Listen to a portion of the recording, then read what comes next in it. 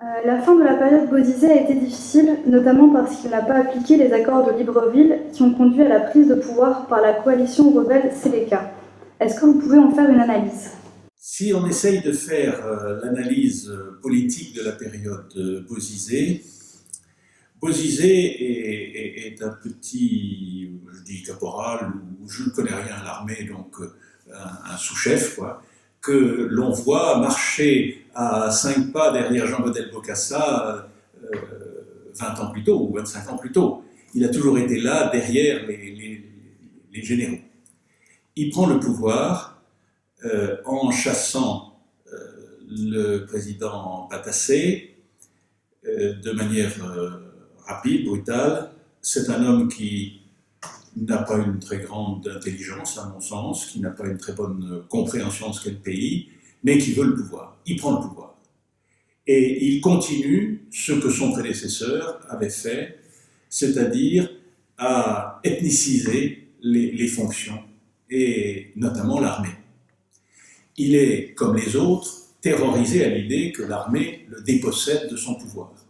Moyennant quoi, il va s'équiper, comme les prédécesseurs, de milices parallèles pour le défendre. Il fait appel notamment aux Tchadiens, il fait appel aux Sud-Africains pour défendre son régime, il fait appel à l'Union africaine ou à l'Organisation de l'Unité africaine à l'époque.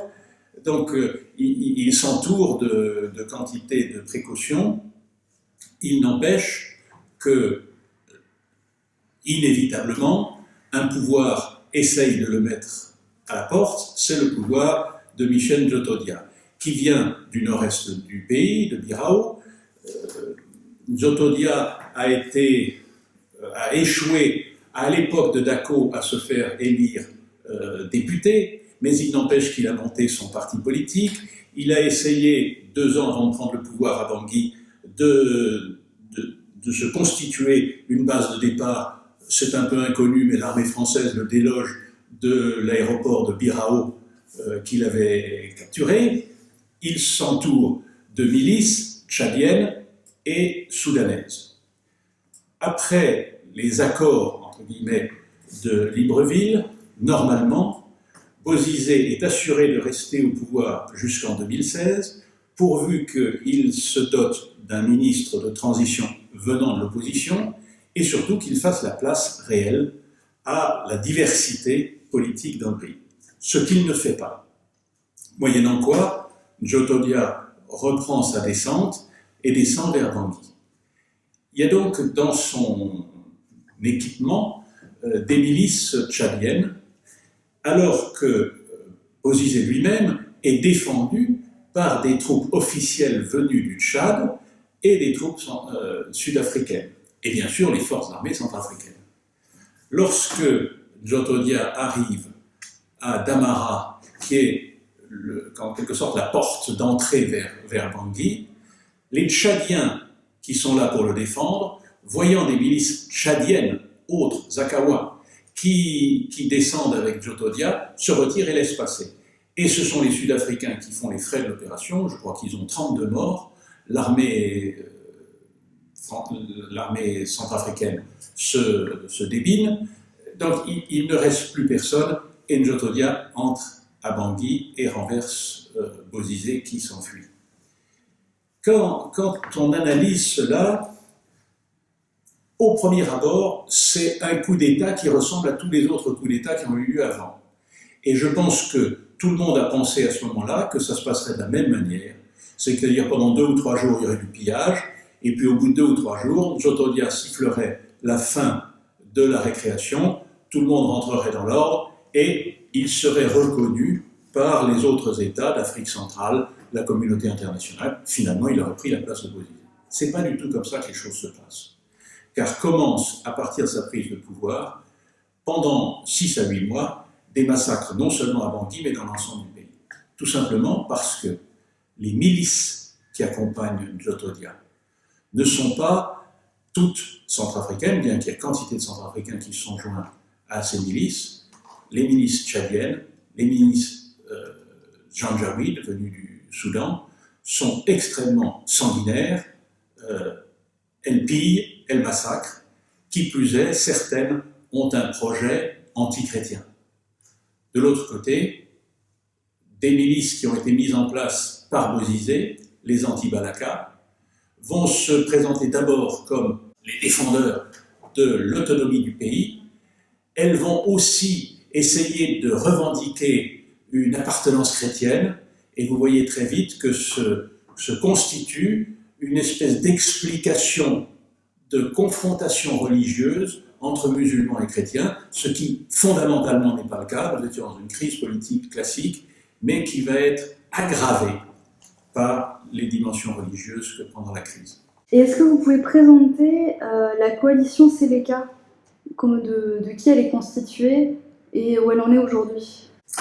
Alors la Seleka, c'est, de son nom, l'Alliance, c'est une alliance hétéroclite. D'une part, d'un parti centrafricain qui était autour de Michel Djotodia à Birao. Il avait constitué son parti, il avait donc des forces d'opposition centrafricaines au régime de Bozizé. Mais dans cette Seleka, il fait appel à des milices Zakawa du Tchad et des milices Janjaweed du Soudan. Ils sont 2 à 3 000 au départ de Birao, lorsqu'ils descendent vers Bangui. Ils sont 5, 6 ou 7 000 lorsqu'ils arrivent à Bangui. Qu'est-ce qui s'est passé en route?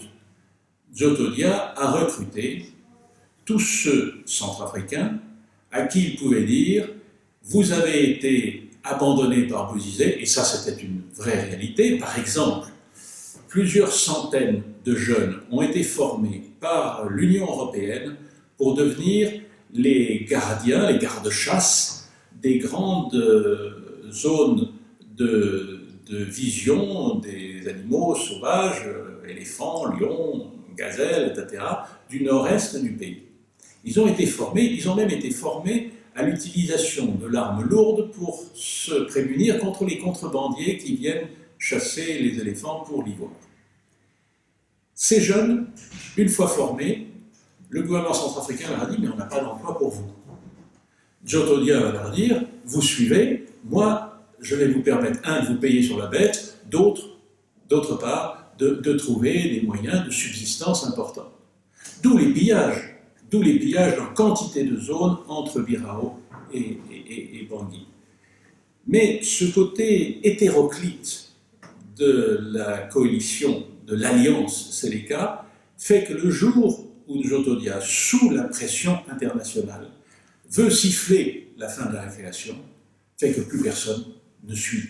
Chacun trouve sa zone d'influence et les massacres vont se perpétuer bien au-delà de ce que l'on pouvait craindre, d'autant plus que sur l'est du pays, la Seleka va prendre possession de mines de diamants et grâce à ce diamant, avoir les moyens de subsister à elle-même sans même piller les populations. D'ailleurs, il n'y a plus rien à piller.